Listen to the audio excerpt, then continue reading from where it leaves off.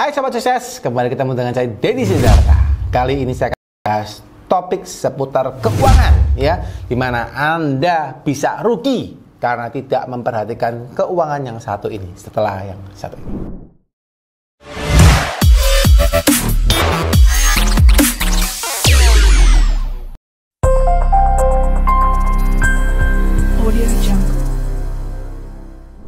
Oke guys, teman-teman yang hari ini nonton ya, pastikan teman-teman sudah di like dan subscribe ya, biar tidak ketinggalan video-video yang saya selalu publish ke teman-teman. Setiap hari saya akan selalu publish ya video buat teman-teman, tips singkat di short, ataupun teman-teman juga bisa lihat video panjang saya ya. Setiap minggu minimal 3 kali saya akan posting video panjang, dan saya juga akan posting pembicaraan-pembicaraan saya dengan narasumber-narasumber yang luar biasa, karena yakin dan percaya kita berbisnis itu perlu pengetahuan yang bukan hanya teori saja ya. Jadi saya rutin mengundang teman-teman pengusaha untuk bisa berbincang dengan saya, dan teman-teman boleh lihat nanti insight-nya di dalam acara namanya The Ngobis ya. Jadi teman-teman boleh lihat di ini ya, di profile saya Anda lihat The Ngobis ya.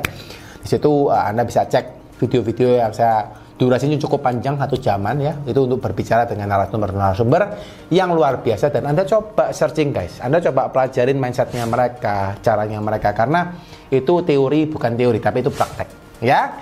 Gitu ya guys. Nah, dan hari ini guys saya akan ajarin kalian juga soal praktek ya, terkait dengan teman-teman sebagai pembisnis yang pengen bisnisnya lebih growth ya.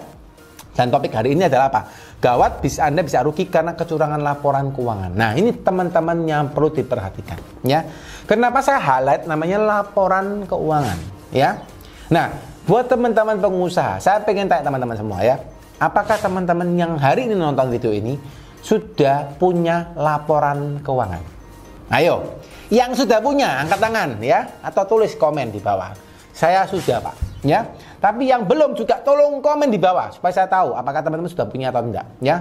Tulis belum Pak. Yang sudah tulis sudah, yang belum tulis belum ya. Nah, yuk silakan, yuk tulis dulu biar saya ngerti ya teman-teman sudah atau belum ya. Nah, sekarang teman-teman, kalau yang sudah good, tapi jangan berpuas diri dulu ya, karena ada juga kena habis sudah apa yang dilakukan. Ini juga kalau sudah tapi nggak dilakukan sesuatunya juga nggak ngerti nantinya ya. Tapi yang belum guys, yang jawab belum, nah teman-teman harus perhatikan ya, bahwa bisnis itu bukan hanya sekedar Anda cari omset, oke?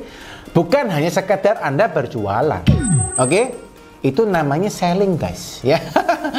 Kalau bisnis bukan hanya jualan, bukan hanya cari omset, bukan hanya delivery paket, bukan guys ya. Anda sekarang misalnya Anda barusan buka nih bisnis online ya, quite good, saya keren, lihat teman-teman yang bisnis online keren-keren ya. Bisnis online tapi omsetnya gila-gilaan ya. Ngomongnya online, gudangnya nggak kelihatan, nggak punya toko, tapi omsetnya gila-gilaan ya. Nah, tapi teman-teman perhatikan lagi bahwa Anda punya bisnis apapun, punya toko, supermarket, Anda punya jasa, punya manufaktur, punya resto, punya bisnis online ya. Teman-teman ingat bahwa Anda berbisnis bukan hanya berjualan. Meskipun memang bisnis itu tidak bisa jalan kalau Anda nggak punya jualan ya. Tapi bukan itu intinya. Oke? Pertama memang Anda harus berjualan. Anda harus punya omset ya. Tapi yang penting berikutnya, Anda harus pastikan apakah hasil jualan Anda, hasil operasional Anda itu laporannya bagus atau enggak ya. Dan itu tercermin di dalam laporan keuangan. Oke? Banyak orang yang tidak tahu dirinya sedang sakit ya, atau perusahaannya sedang sakit ya. Simpel-simpel kalau misalnya Anda cek lab ya, cek lab itu menurut saya juga penting ya teman-teman yang mungkin tidak pernah cek lab, cek darah gitu ya, dimanapun Anda berada ya. Anda juga harus tahu, oh kondisi saya sekarang gimana, kelihatan saya sehat nih ya, saya bisa bekerja ya. Tapi Anda nggak tahu Anda sedang kena gula kah, atau Anda kena asam urat kah, atau Anda kena kolesterol kah, atau Anda mungkin kena kanker dan kawan-kawan. Kalau Anda nggak pernah tes lab ya. Sama seperti laporan keuangan guys ya, di usaha Anda laporan keuangan itu seperti tes lab ya. Anda sudah punya omset sekian puluh miliar, sekian ratus miliar ya, satu harinya Anda bisa cetak omset banyak sekali ya. Tapi bisa jadi guys, iya kalau Anda untung ya. Ini penting guys ya. Jadi langkah pertama buat teman-teman harus punya dulu namanya laporan keuangan. Itu wajib hukumnya ya. Nah, setelah Anda punya laporan keuangan, yang perlu Anda perhatikan juga, apakah laporan keuangan Anda benar atau tidak. Oke, ini yang penting berikutnya. Ya. Jadi ketika Anda punya laporan keuangan, pastikan bahwa laporan keuangan benar atau tidak. Ya. Oh Pak, saya menerbitkan laporan keuangan sendiri karena saya backgroundnya accounting Pak. Wah, quite good. Ya. Mungkin bisa dikatakan 95% benar ya, karena Anda yang membuat sendiri ya. Kalau itu sudah Anda nggak usah pusing ya. Tapi kalau misalnya, waduh Pak, saya belum tahu Pak. Kenapa? Ya karena yang membuat adalah orang lain ya. Yang membuat adalah staf saya. Yang membuat adalah pihak ketiga Pak ya. Yang mana Pak? Mungkin saya terbit laporan keuangannya itu hari misalnya sekarang bulan Januari, terbitnya baru bulan Maret Pak. Ya. Atau untuk bulan Januari laporan keuangannya saya baru terbit bulan Juni Pak. Oke? Nah, ini teman-teman yang perlu perhatikan, kalau laporan keuangan Anda munculnya sangat jauh ya. Anda laporan keuangan Anda munculnya berbulan-bulan berikutnya, maka Anda perlu kasih notes ya bahwa laporan Anda tidak berguna. Duh, kok bisa nggak berguna Pak? Misalnya gitu ya.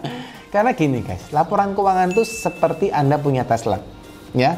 Kalau Anda tes hari ini, ya Anda harus tahu hasilnya gimana. Jangan Anda baru buka hasil tesnya 3 bulan ke depan, karena sudah berubah lagi. Badan Anda sudah mengkonsumsi hal yang lain lagi, dan itu sudah nggak valid. Oke? Sama seperti laporan keuangan. Ketika Anda cek laporan keuangannya, Anda buat laporan keuangannya, tapi munculnya baru 3 bulan ke depan, nggak ada gunanya. Ya, karena usaha Anda sudah running dengan cara yang lain. Ya, mungkin kerusakannya lebih parah atau mungkin lebih bagus. Don't know, saya nggak tahu juga.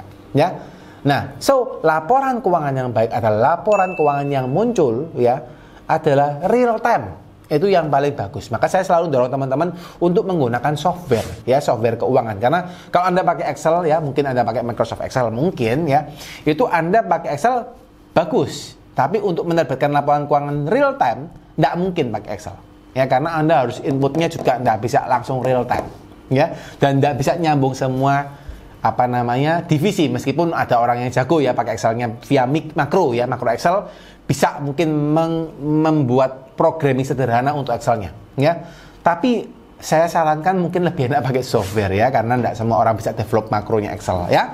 Jadi pakai software keuangan aja ya. Bagi teman-teman yang bingung pakai software keuangan apa, teman-teman boleh DM saya di Instagram, saya akan referensikan. Saya hari ini tidak ada endorse software apapun ya. Jadi teman-teman boleh DM di Instagram, saya akan referensikan aja via DM aja ya, karena saya nggak mau endorse di ini ya secara live ya. Nah, so guys, satu pertama dia harus terbit tepat waktu ya. Dan yang kedua, banyak orang-orang pengusaha yang terima laporan keuangan hanya dilihat laporan laba ruginya saja ya. Pak, untung Pak rugi Pak, itu aja yang dilihat guys ya. Tapi secara pastinya Anda mungkin tidak cek ya. Anda tidak cek, oh ternyata saya untungnya kenapa, saya ruginya kenapa. Dan mungkin Anda tidak pernah lihat neraca Anda ya. Tahu neraca nggak kira-kira? Nah, itu enggak tahu kan ya. Oh, ada yang tahu juga ya. Tapi Anda lihat gini, neraca ya. Bagi yang nggak tahu neraca, Anda boleh searching ya. Kalau Anda yang pengen tahu soal membuat neraca, Anda boleh lihat di deskripsi ya guys ya. Kita punya e-course namanya Mahir Accounting ya. Dalam 30 hari itu Anda diajarin cara membuat laporan keuangan dengan benar ya. Lihat di deskripsi di bawah ya. Nah, so neraca itu seperti timbangan. Bagi saya neraca seperti hasil lab Anda ya, karena laporan laba rugi itu mengetahui oh Anda untung atau enggak ya. Tapi laporan kesehatan keuangan bukan hanya dari laporan laba rugi aja, melainkan juga neracanya perlu dicek ya. Kenapa? Karena di neraca itu munculnya apa? Ada asetnya Anda berapa ya, lalu ada utangnya Anda berapa, dan ada namanya ekuitasnya Anda berapa ya. Bahasa saya ekuitas ini adalah aset bersih Anda ya. Aset dikurangi hutang, ketemunya aset bersih, itu namanya ekuitas ya. Nah, goalnya setiap perusahaan ya adalah ekuitasnya harus selalu membesar ya. Kalau ekuitasnya semakin kecil, maka aset Anda sedang berkurang. Oke? Jadi goalnya setiap perusahaan harus aset bersihnya atau di ekuitasnya posisinya semakin lama semakin besar ya, kecuali Anda ambil dividen dan prive ya, itu nggak bisa dikatakan ya. Tapi harusnya akan bisa semakin lama semakin besar. Itu goal yang kedua ya.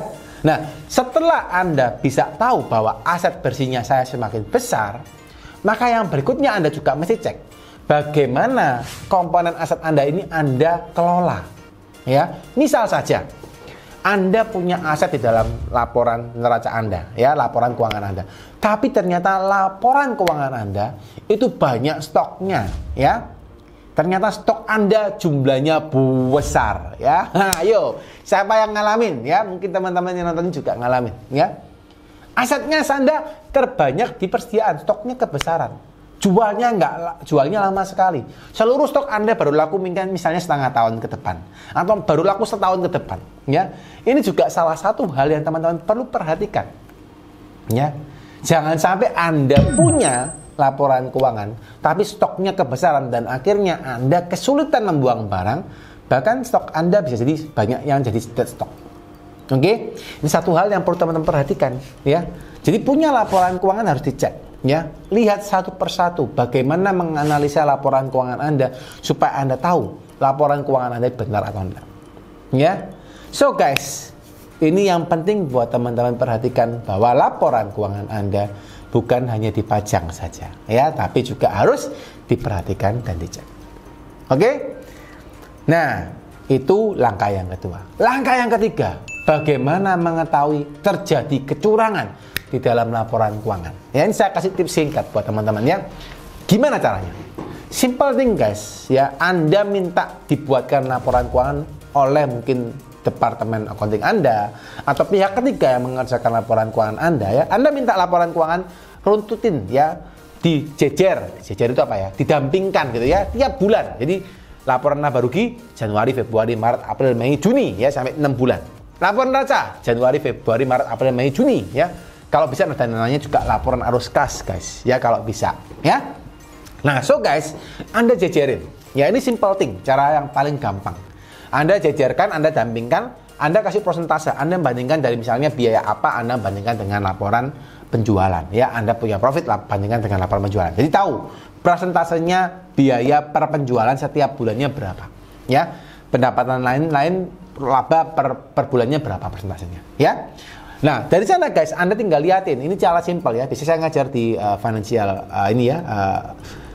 materi finance for non-finance, saya bisa ngajar juga, ya. Itu saya ajarin. Anda lihat dari persentasenya itu naik turunnya setiap bulan, ya. Apakah ada yang bisa berubah? Anda bandingkan dari bulan ke bulan, naik turunnya seperti apa. Kalau ternyata naiknya terlalu tinggi, naiknya terlalu rendah gitu, ya, Anda bisa lihat, oh ternyata mungkin ini bisa jadi salah satu hal yang salah, ya. Ini mungkin bisa jadi salah satu hal yang keliru. Nah, Anda cek lagi lebih detail, tanya ke accounting Anda, ya. Itu salah satu caranya guys, ya. Jadi bukan hanya terima tapi dianalisa. Oke? Nah, mungkin teman-teman kebingungan cara menganalisa laporan keuangan Anda dengan baik. Teman-teman boleh, ya, cek di deskripsi, ya. Kami sudah ada e-course, ya. Namanya analisa rasio keuangan, ya. Teman-teman boleh cek.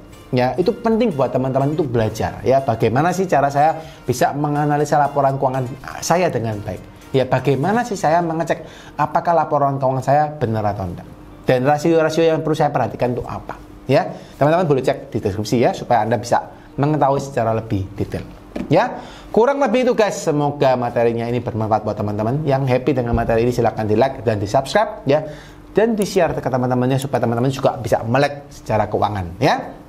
Dan teman-teman yang pengen bertanya silahkan komen di bawah, ataupun yang pengen dapat respon lebih cepat, ya, bukan hanya soal perpajakan, ya guys, karena perpajakan salah satunya, ya, tapi banyak hal di bisnis yang perlu Anda pelajarin. Anda boleh DM saya di Instagram, ya, follow dulu baru DM saya di Instagram.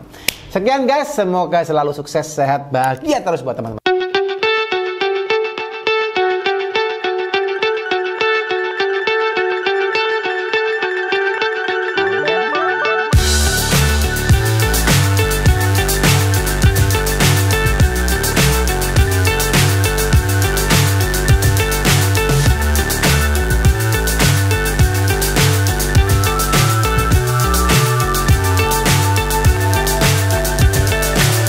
So high I'm hypnotized. What's up is down, what's left is right. Chasing stars and holding you.